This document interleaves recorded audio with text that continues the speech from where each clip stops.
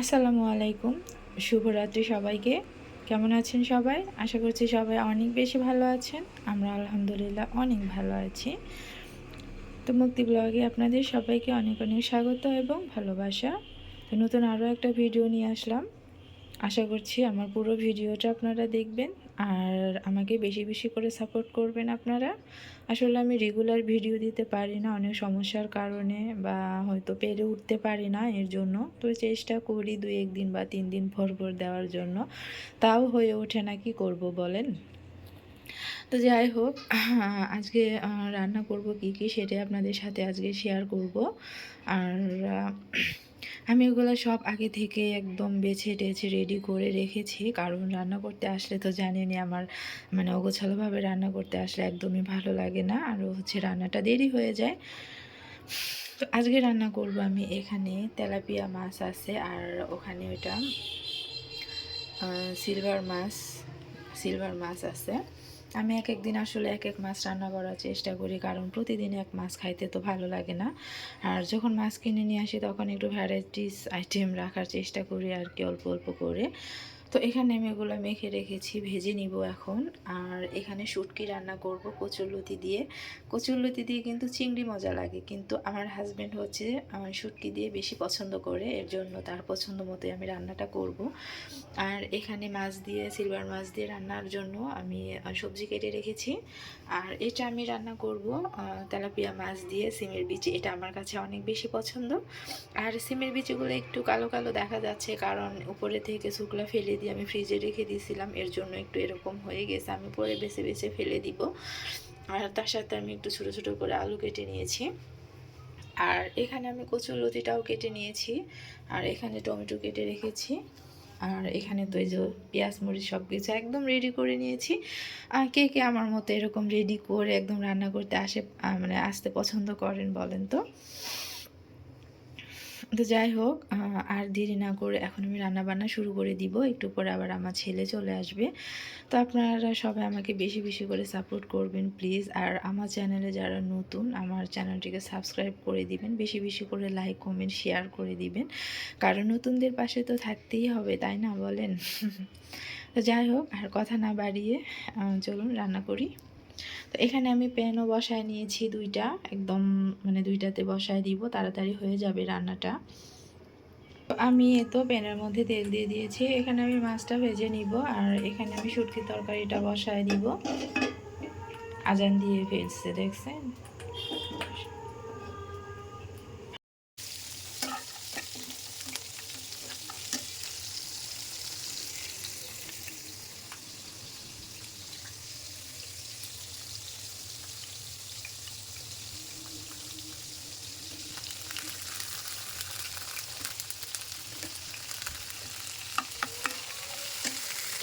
তো এটার মধ্যে আমি পানি দিয়ে দিয়েছি, এখন মশলাগুলো দিয়ে দিব।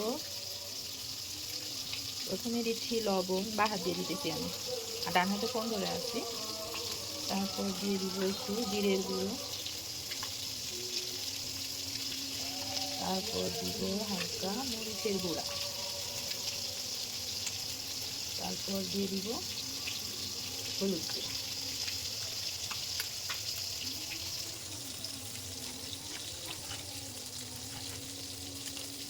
মশলাটা কষানো হয়ে গেলে আমি একটু কাঁচামরিচ দিয়ে দিব। আমি কাঁচামরিচ আগে থেকে দিই না, কারণ একদম গলে যায়, এর জন্য।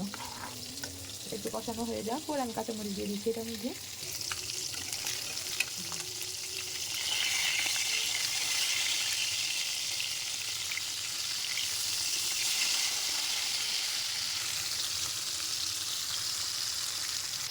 তো আমি এটার মধ্যে কাঁচামরিচ দিয়ে দিয়েছি, মশলাটা প্রায় কষানো হয়ে গিয়েছে। এখন আমি এটার মধ্যে দিয়ে দিব শুটকিটা আমি ভেজে রেখেছিলাম, মানে একটু ভেজে নিচ্ছি, নিয়ে মাথাগুলো ফেলে দিচ্ছি।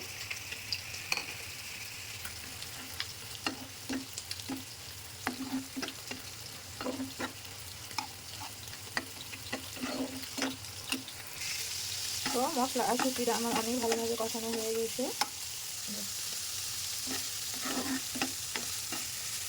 এখন আমি লতিগুলো দিয়ে দিব। এগুলো বেশি লতি ছিল না, হাইব্রিড ছিল। তো এখানে আমি যে শিমের তরকারিটা রান্না করব ওটার জন্য মশলা কষা নিচ্ছি। এটার মধ্যে আমি সেমভাবে হলুদের গুঁড়ো, মরিচ গুঁড়ো, জিরে গুঁড়ো আর হচ্ছে পেঁয়াজ বাটা, একটু রসুন বাটা এগুলো দিয়েছি, কাঁচামরিচ। তো মশলাটা আমার কষানো হয়ে গিয়েছে। ওই যে ওখানে ওই যে উপরে এই যে এখানে তো দেখেন কত সুন্দর লাগতেছে, তাই না বলেন? অনেক সুন্দর লাগতেছে। কারেন্ট চলে গিয়েছে।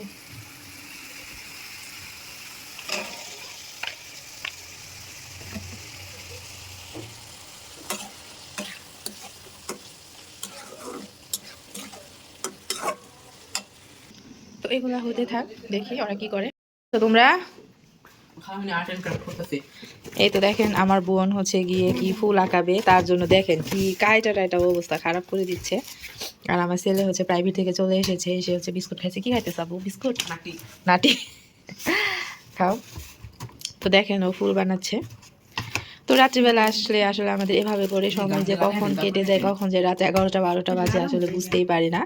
আর যতদিন আমার বোন থাকে না ভালোই লাগে, ঘরের ভিতরে একজন মানুষ থাকে মানে কথা বলার জন্য, অনেক ভালো লাগে। কিন্তু ও যখন চলে যায় মানে আমি কি বলবো, একদমই একা হয়ে যায়। কারণ না খাবো না, ছেলে পড়া নিয়ে ব্যস্ত থাকে, ওর বাবা তো অফিস থেকে আসতে একটু লেট হয়, আমি এমনি একা একা মানে এত বোরিং লাগে। ও থাকলে আমার অনেক ভালো লাগে। তো ও চলে যাবে হয়তো বা কয়েকদিন পরে, আবার আমার সেই বোরিং লাইফ।